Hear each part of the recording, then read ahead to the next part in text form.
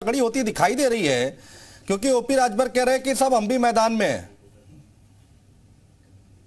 देखिए, ओपी राजभर मैदान, दल भी मैदान, नगर निकाय जो चुनाव होता है वो चुनाव होता है, कार्यकर्ता जो बूथ पे काम करते हैं, जो पार्टी के लिए सड़क से पे संघर्ष करते हैं।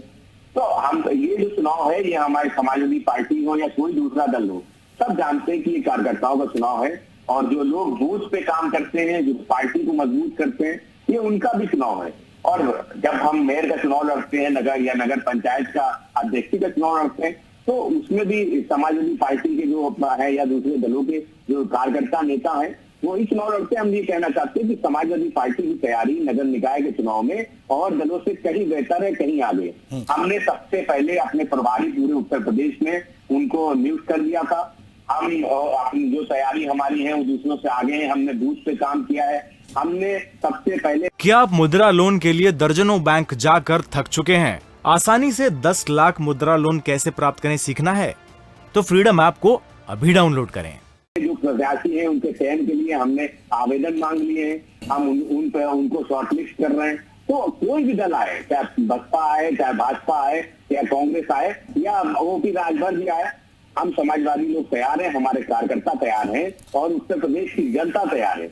लेकिन हसन साहब, लेकिन ये कहा यह जा रहा है कि भाई देखिए, जब भी सुभाषपा के प्रवक्ता आते हैं ना, वो बीजेपी को कम घेरते हैं और आप लोगों को ज्यादा घेरते हैं। तो ग्राउंड पर जब जमीन पर आप जाएंगे और आप आमना सामना होगा, तो जाहिर सी बात है निशाने पर आप रहेंगे। लेकिन जब तक हम चंदा देने की स्थिति में थे, जब तक हम उनकी फरमाइश को पूरा करने की स्थिति में थे, तब तक वो हमारे साथ रहे। आज वो भारतीय जनता पार्टी के पास है और भारतीय जनता पार्टी की फरमाइश को जब तक पूरा कर पाएगी, जब तक ओपी राजभर जी भाजपा के साथ रहेंगे।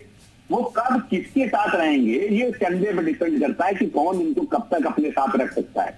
जहां तक जनता से जुड़ाव का सवाल है, हम समझते हो कि राजभर जी की जनता से जो पकड़ थी, वो उनका जो व्यवहार है, जो जिस तरीके वो दल बदलते हैं, जिस तरीके से शाम को वो किसी के साथ बैठे चाय पी रहे होते हैं, सुबह पता चलता है किसी दूसरे के साथ चाय पी रहे, उनका जो नेचर है, उससे उनके समाज के भी जो लोग हैं, जो ओबीसी के भी लोग जो कभी उनके साथ जुड़े थे, वो भी उनको छोड़ के जा रहे हैं। उनके ही दल के लोगों ने कहा कि ये परिवार, ये पार्टी तो केवल पिता और पुत्र की पार्टी रह गई है। हाँ। तो हम समझते हो कि राजभर नहीं, ये तो चलिए ठीक है, कोई बात नहीं, आरोप प्रत्यारोप लगते रहते हैं हसन साहब, लेकिन पूर्वांचल में उनका अच्छा खासा प्रभाव रहा है।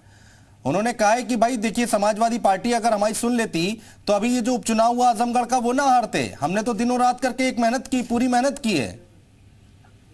देखिए आजमगढ़ में किन परिस्थितियों में हम चुनाव हारे, हमने उसकी समीक्षा की और निसंदेह हमारे में कुछ कमियां थी, इसलिए हम चुनाव उसको हार गए। लेकिन 2024 में जब चुनाव होगा तो हम आजमगढ़ को फिर से जीतने का काम करेंगे। जहां तक ओपी राजभर जी के सलाह की बात है, तो वो सलाह समय समय पे सबको देते रहते हैं। हम समाजवादियों को उनकी सलाह की जरूरत नहीं, क्योंकि वो सलाह शाम को समाजवादी पार्टी को सलाह दे रहे होते हैं और दूसरे दिन सुबह भारतीय जनता पार्टी को सलाह दे रहे होते हैं। तो उनकी सलाह और ठीक है, ग्राउंड जीरो पर हमारे सहयोगी जयपाल पूर्वांचल का समीकरण वो समझाएंगे अच्छे से। जयपाल, यहाँ पर समाजवादी पार्टी के प्रवक्ता कह रहे फर्क पड़ता नहीं है। ओपी राजभर देखो कितना विरोध हो रहा है उनकी पार्टी के अंदर, किस तरीके से आवाजें उठ रही हैं उनके खिलाफ, तो ये तमाम बातें कही जा रही हैं। कितना फर्क पड़ेगा, कितना नहीं, जरा समझाइए। अनुज, देखिए, ये समाजवादी पार्टी के जो भी प्रवक्ता है, उनकी अपनी पार्टी की बाध्यता है, वो इस तरह से बोल सकते हैं। हालांकि ओपी राजभर का अपना एक वोट बैंक है, उनका प्रभाव है और यही कारण है कि वो जो है इस विधानसभा चुनाव में भी देखने को मिला कि उनका अच्छा खासा वोट बैंक भी रहा।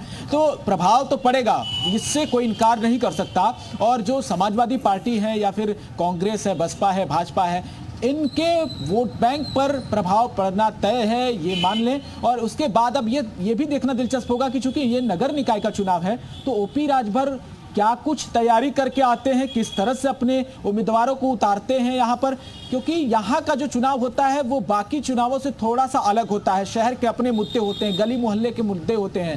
तो अगर वाराणसी की बात करें, इसके साथ ही जो सटे हुए जिले हैं उनकी बात करें, तो यहाँ पर मुद्दे बदल जाते हैं। हालांकि इसकी झलक जो है अगले चुनाव में जरूर दिखाई देती है। तो ये समीकरण जो है बदलता हुआ सा नजर आ रहा है, फर्क तो पड़ना तय है। बहुत शुक्रिया आप सभी लोगों का हमारे साथ जुड़ने के लिए, तमाम बातचीत करने के लिए, चर्चा करने के लिए। लेकिन यहाँ पर ओपी राजभर जिन्होंने बोल दिया है कि सुभाषपा भी चुनावी मैदान में है, लेकिन उन्होंने एक बात साफ कही है कि जहां जहां उनकी स्थिति मजबूत है, जहां जहां तैयारी है, वहां वहां पर वो चुनाव लड़ेंगे। आगे की तस्वीर क्या होगी देखना बहुत दिलचस्प होगा। क्या आप मुद्रा लोन के लिए दर्जनों बैंक जाकर थक चुके हैं? आसानी से 10 लाख मुद्रा लोन कैसे प्राप्त करें सीखना है तो फ्रीडम ऐप को अभी डाउनलोड करें।